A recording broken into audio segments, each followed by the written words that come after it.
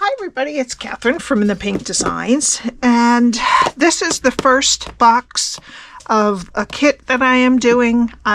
It's such a busy time of year, I'm really not 100% sure when I'm going to get all the videos in, but it's either 4 or 5 projects. I'm still working it out. I'm using the Spooky Halloween bundle for the kits. This is not included in your kit. The dies or the stamp set is not included. You have to get them on your own or substitute a different stamp set that you have. I will cut out the box. I'm not going to put it together. It's going to be flat. I'll cut out the shape of it, and I will cut out any type of circles or squares or anything. Anything else you've got to cut out with your dies. I can't do that for you. All right. So this box today measures 2 1/4 by 3 1/2 by 1 1/2. It opens like this. And inside I have one of the punch balloons that is a giant pumpkin. Okay, so this will be included with your kit to make, and all the ribbon that you need for each project and little piece of cardstock and stuff. All right, so for this one we need a piece of pumpkin pie that is 8 by 7 1/2.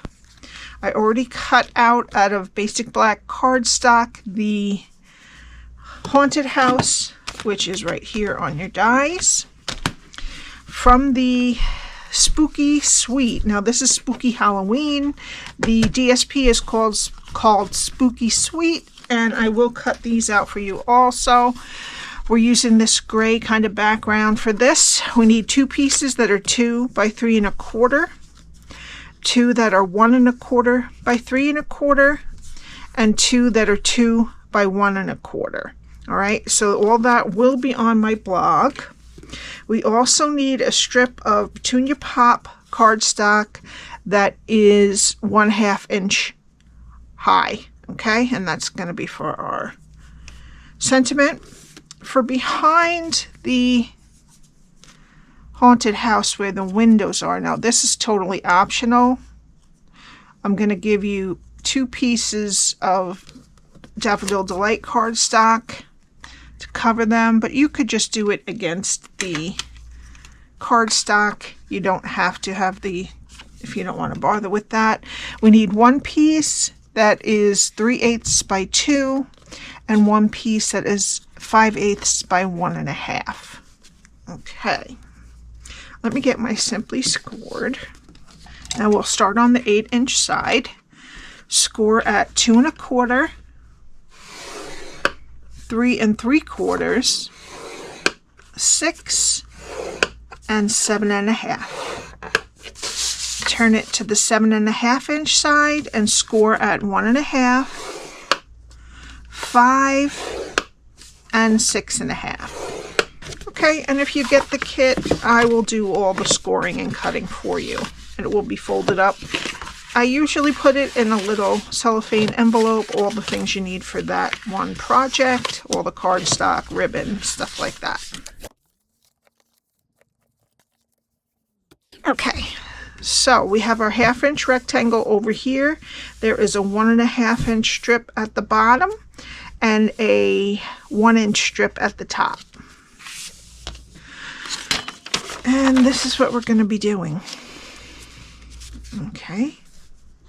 We're going to start over here, go to the first 2 score lines and cut them to the first score line. And then wedge the square.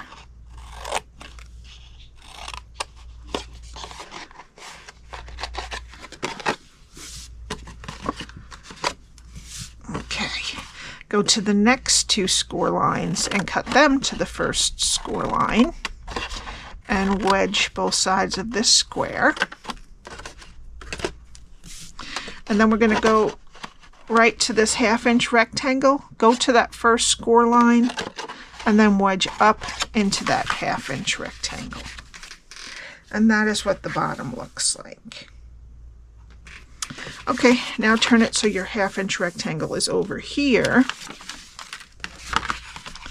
Go to the first score line, cut it to the second score line, and wedge up into the other side of that 1/2 inch rectangle. Go to the next score line, cut it to the second score line, take off the rectangle and wedge the square.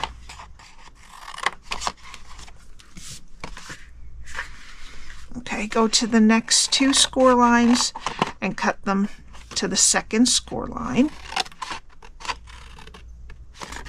Take off the rectangle and wedge the square.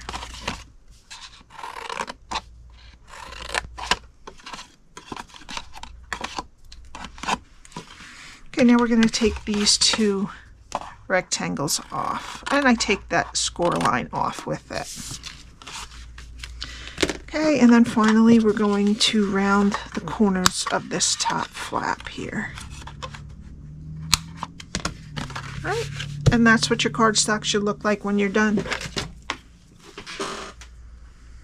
All right, now we're going to get some tear-in tape and put it on what's left of the 1/2 inch rectangle next to the score line. And take the backing off. Now flip over the whole thing, fold over the side with the tape, and then the other side to meet it. Okay, now this is the back of our box with the seam right here.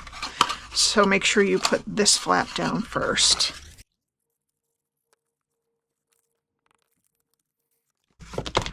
Okay. Now we need our DSP, and these largest pieces go on the front and the back, long sides and short sides.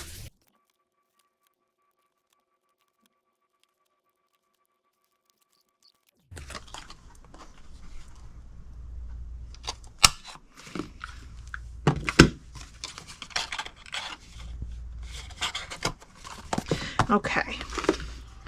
So now we need our piece, our Haunted House piece, and the 2 pieces of Daffodil Delight. And I'm just going to put a little bit of glue around where we're going to be putting this. Try not to go too far out of where the openings are. Let's put that on. And then on this side. I made this one a little too long. I'm just going to clip and clip so it doesn't show. Now I'm going to put some dimensionals on the back. Now this, you don't have to put these strips, but I think it adds a little something to the house when there's a glowing. You could put the green too, but I figured since he was already green, a little dog Frankenstein, so I'd make it yellow. You could make it a darker purple or whatever you like. All right, I'm going to put this up and to the left of the box edges. Okay, now let's let that all dry up and we'll do our stamping. Okay, so I'm using Tuxedo Black Ink, and first I'm going to do our little dog Frankenstein. Good. And then our little pumpkin basket. Okay. Then we need our 1/2 inch strip of Petunia pop. I forgot about what it was called. And the spooky sentiment, Tuxedo Black again. And I'm just gonna try to get this right in there. Great. Okay. And I'm just gonna cut this off. And I'm gonna cut these out with the matching dies. All right.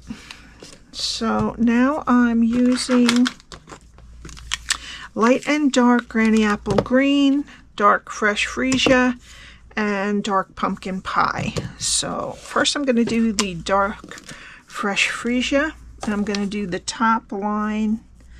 Well, maybe this is his skin there. I'm not sure. Well, I'm doing that. Maybe that's supposed to be green, but I'm doing that in Fresh Freesia and his shirt.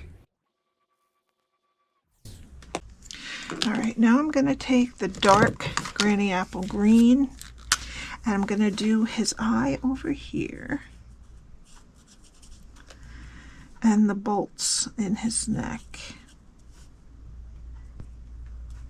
All right, and then I'm going to use the light Granny Apple Green to do the rest of his face and ears. All right, and then with the dark Granny Apple Green, I'm going to do this bottom stripe and his shorts. Okay, and then with the dark Pumpkin Pie, I'm going to do his lollipop and the pumpkin. All right.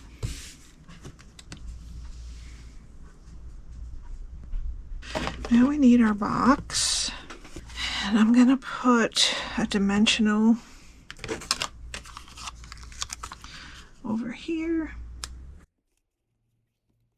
and a piece of dimensional up here, which is the top of it. Then I'm going to just slant this spooky up there, just like that. Now let's put dimensionals here and on the bottom. So here and here when it's flipped over. And on his face here, I'm going to put a little bit of glue, and on his sucker, his lollipop. All right, and I'm just going to stand him right here, but we need enough space so that we can fit his trick-or-treat pumpkin there. All right, and I'm going to put a dimensional on the back of the pumpkin and sneak that under his hand or her hand. I guess it could be a girl too. All right, now I'm going to take, I'd say, up to 20 inches of ribbon. This is the nice iridescent, sparkly, what do they call it? Iridescent ribbon. It's Petunia Pop. And I'm just going to close it in the lid and tie a bow on top. This is what nice, so they don't have to undo the bow to get to their treats. It's nice and easy.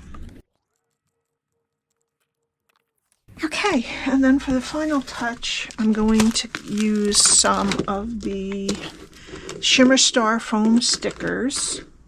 All right, I'm going to use the purple ones. I'm going to put a large one there, a small one next to it, and then a medium one up above the sentiment. And that is our first project of this kit. Thank you so very much.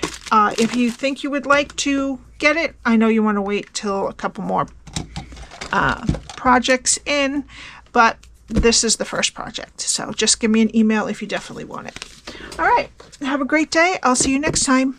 Bye.